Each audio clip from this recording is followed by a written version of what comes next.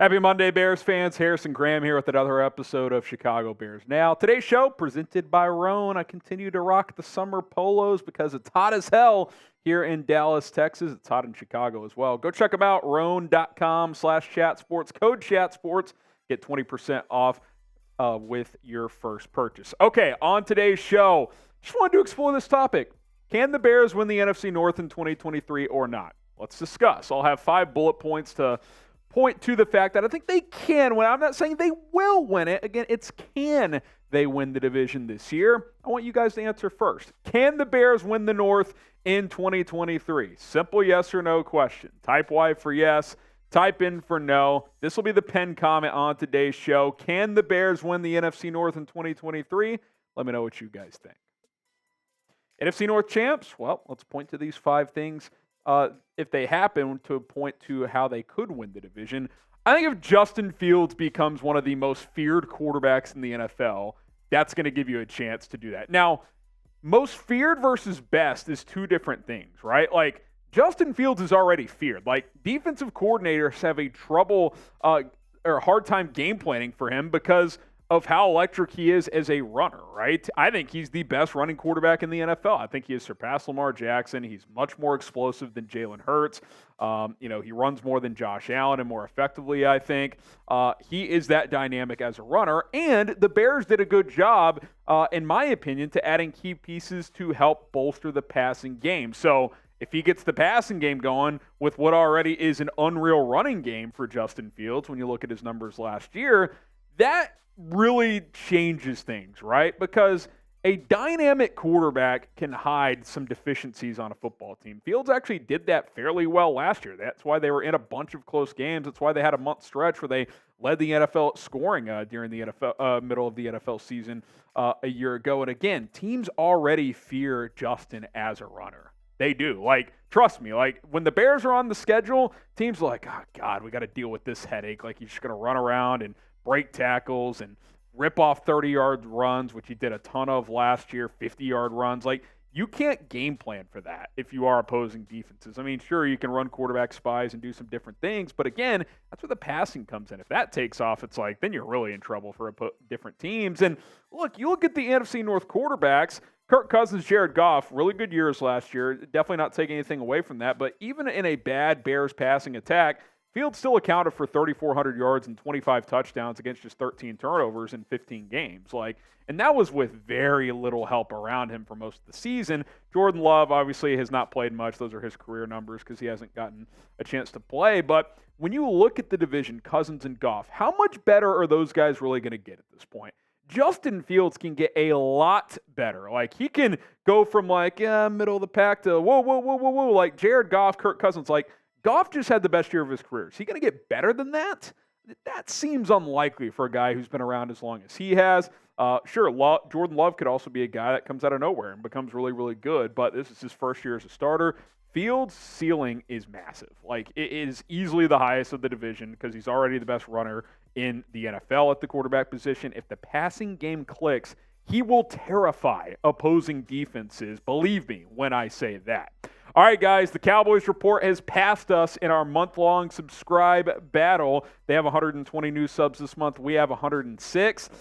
Got to catch up. Got to put in the work. So hit that sub button if you want daily Chicago Bears content, and let's catch up and surpass the Cowboys Report midway through the month of July. Let's be sure to come out on top.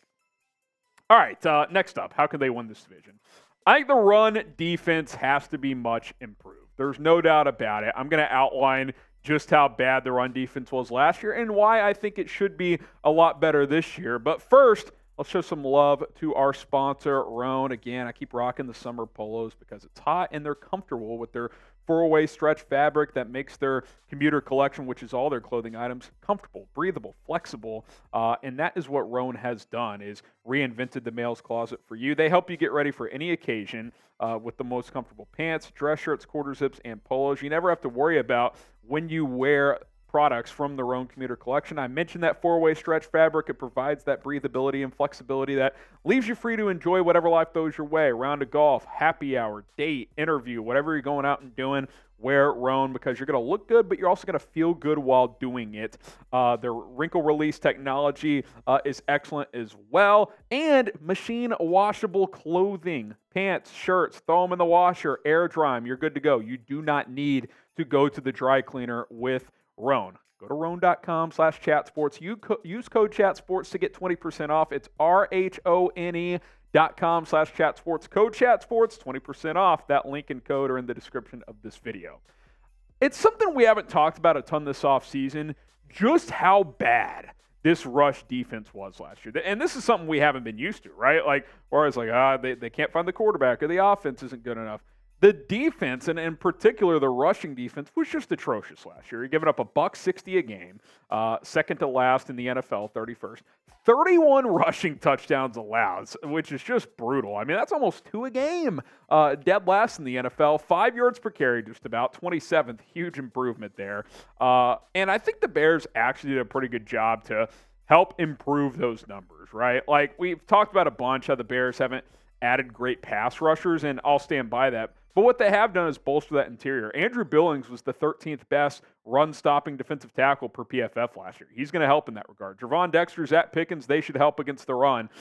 And you got so much better at linebacker to fill the A and B gaps, right? TJ Edwards, Tremaine Edmunds, they're good against the pass, sideline to sideline, but they can also stuff up the middle too. And if guys like Billings are eating up blockers, then that makes their jobs that much easier. Sanborn is a pretty good player as well. Like, there's really no excuse for the run defense not to be better. Now, is it going to go from 30th, 31st, 32nd overall to top 10? I don't know. I think the defensive tackle position still has some questions, but I think top 15 is doable. If you're middle of the pack against the run compared to dead last, basically, that's going to be a big step. And again, in a division that teams want to run the ball. Detroit, like, Jared Goff excels when they're running the football well, and he can do that play action. So you got to stop the run in this division. Packers are going to run it with Aaron Rodgers gone, Aaron Jones, A.J. Dillon. I know Minnesota lost Dalvin Cook, but I still think they're going to run the rock as well.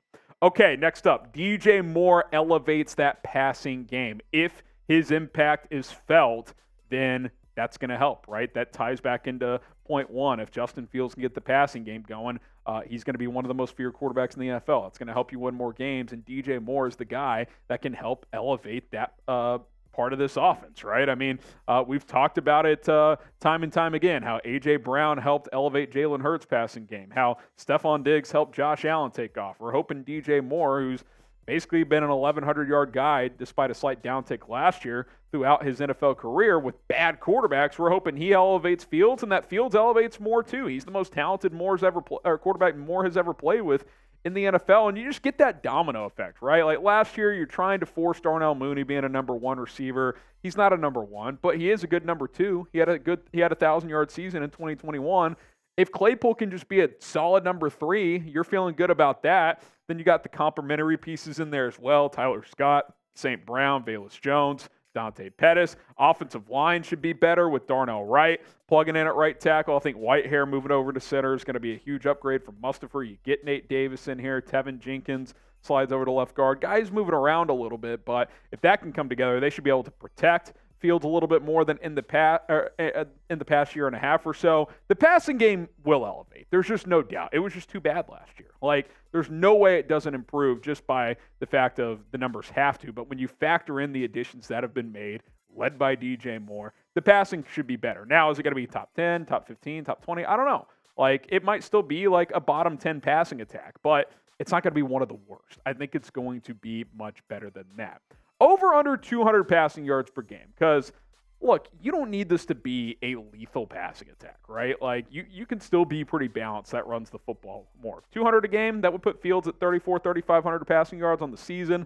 Type O for over, U for under. I'm hoping it's over, but as long as it's close to 200, if you're still ripping off 150, 200 rushing yards a game, that's almost 400 yards total offense. You're going to be in a good position to win football games.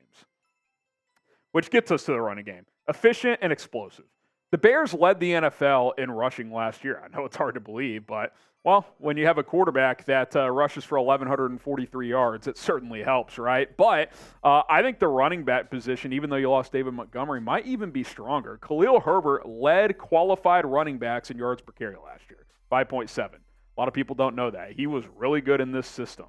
Deontay Foreman quietly rushed for over 900 yards, most of that damage in the second half of the season after they traded Christian McCaffrey to San Francisco. That's a good 1-2 punch. Oh, by the way, Roschon Johnson might be your long-term starter down the road. He's a guy that can factor in as well, and he doesn't have too much mileage on those legs because he played behind Bijan Robinson at the University of Texas. So you have that 1-2-3 punch, and again, oh, by the way, you have the best running quarterback in the league.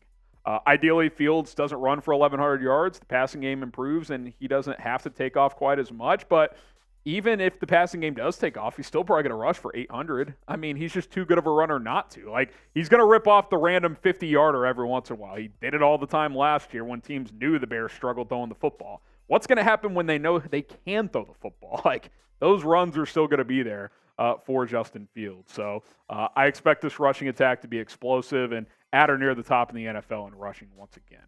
And then maybe not the most important point, but one that kind of brings it all together is this schedule's manageable. We've talked about it, right? Like, you look at the week by week here. Green Bay at home in week 1. I can't overstate how big of a week 1 game that is. You've got to set the tone in this rivalry in the post-Aaron Rodgers era. You should beat Jordan Love in his first real start at home. That's just my opinion. Then you go to Tampa, probably one of the worst teams in football. They still have good pieces, but Baker, Kyle Trask, a very winnable game there as well on this schedule. Chiefs, you're probably going to lose, but like Denver at home, winnable. At Washington, winnable. Vikings at home, like these 50-50 divisional games, you got to win the ones at home. That's winnable. Raiders at home, very winnable. At Chargers, probably one you're going to struggle with, but still, only 2 of those 8 are games that you're like, oh, we're probably going to lose those. That feels pretty good for you. And then the second half here, at the Saints, a little tough, but I think that's winnable. Carolina at home, need to win that one, also for the draft purposes next year. At Detroit, we'll see. At Minnesota, if you could split those before the bye week and then get Detroit at home after the bye. At Cleveland, that's a bit of a tough one, but then Arizona and Atlanta at home right there. Then at the Packers, like, there's winnable games throughout the schedule, and I'll say this too.